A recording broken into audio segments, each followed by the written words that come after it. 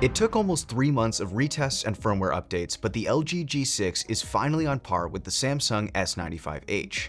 Before the latest firmware update, we would have told you that the S95H is a better overall choice, but now the decision is a bit more of a toss-up. We'll get into some of the performance differences, but if you just want to know which of these two flagship OLEDs you should buy, well, it really boils down to how you feel about Samsung's design choices. If you like matte coatings, get the S95H. If you absolutely hate them, and we've heard you loud and clear about that in the comments, then get the G6. It's that simple.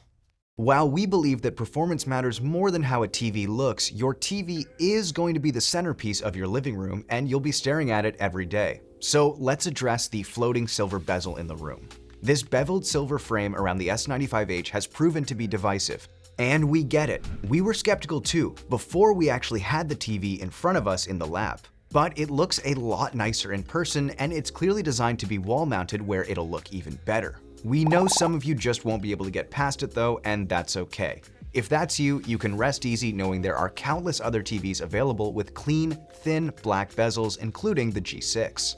But if you're going to be paying this much for either of these TVs, it's what's inside that counts. So let's talk about how the TVs actually perform.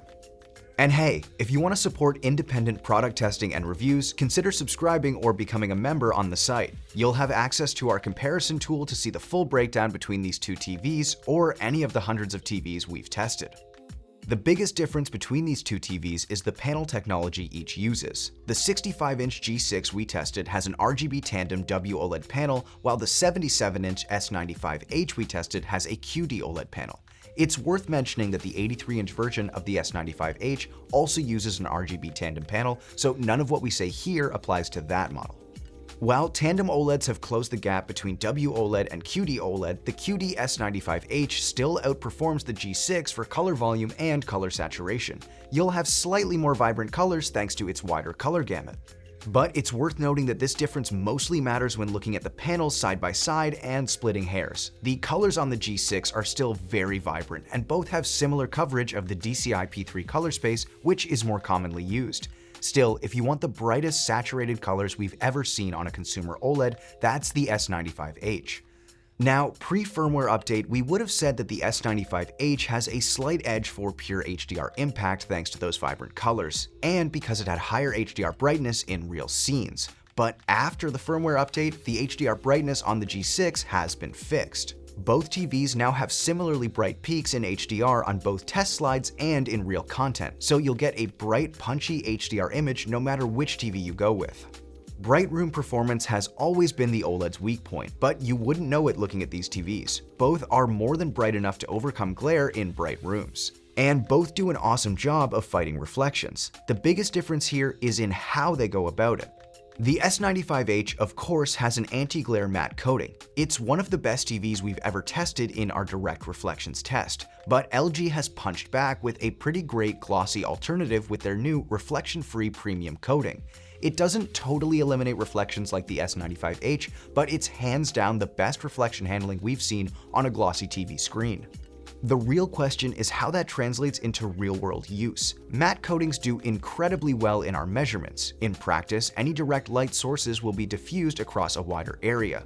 Glossy screens, on the other hand, maintain sharper, more pronounced reflections, but their area is more limited.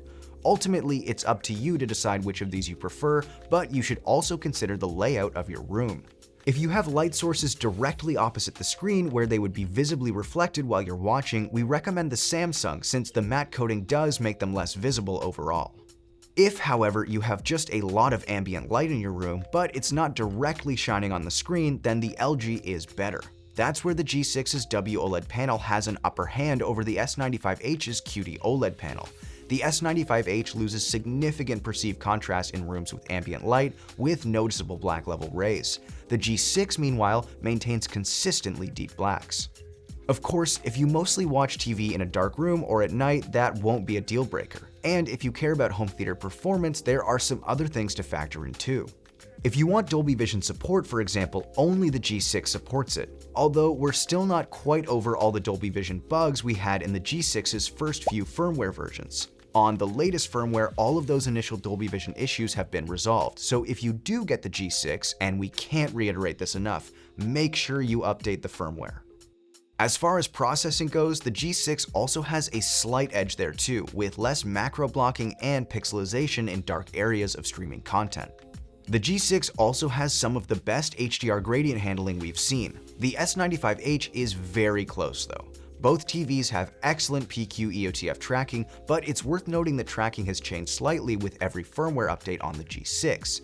These are the latest results we've measured. On older versions of the firmware, we saw some inaccuracies in highlights above 200 nits, but newer versions of the firmware track brighter highlights more accurately. No such issues on the S95H, but ultimately each TV displays HDR content very close to the brightness level intended by content creators. Both TVs have pretty identical gaming features, including 4K at 165Hz on all 4 HDMI ports, low input lag, and instantaneous response times, as well as VRR support and low frame rate compensation. They're both top-tier gaming TVs, so you should base your decision here on picture quality rather than features. Of course, those OLED response times do result in a lot of stutter. If you want to reduce stutter, you can turn on motion interpolation. We tested it at lower settings, interpolating 24 FPS into approximately 30 FPS. The LG does a slightly better job reducing the overall sample and hold time, but in practice, the difference here is minor, so you should set interpolation to your own preference. Finally, having spent a lot of time with each of these TVs in testing, we have to mention how they feel to use.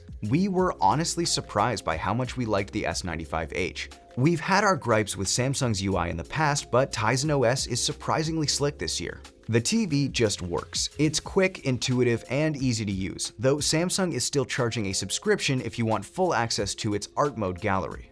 Now, if you use a streaming device like an Apple TV, this won't really make a difference, but if you want a TV that just works without friction, we have to give it to Samsung here.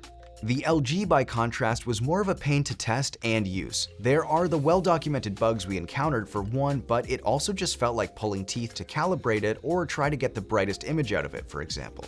That's not to say it's a bad TV, but honestly, our suggestion if you get a G6 is to update it to the latest firmware and then disconnect your TV from the internet entirely if you have a streaming box. After all of these firmware woes, we're kind of losing trust in LG not to mess it up.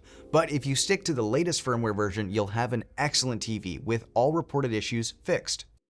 So after all that, is there even a conclusive answer as to which OLED is best? We'd love to get your take. Is the Samsung design a deal breaker? Are you fed up with LG's buggy software? Let's hear it down below. And one more thing, I've come from the future to tell you we're now on Reddit. I'm there posting early access results, unlocked articles, and we want to hear from you, so please join us.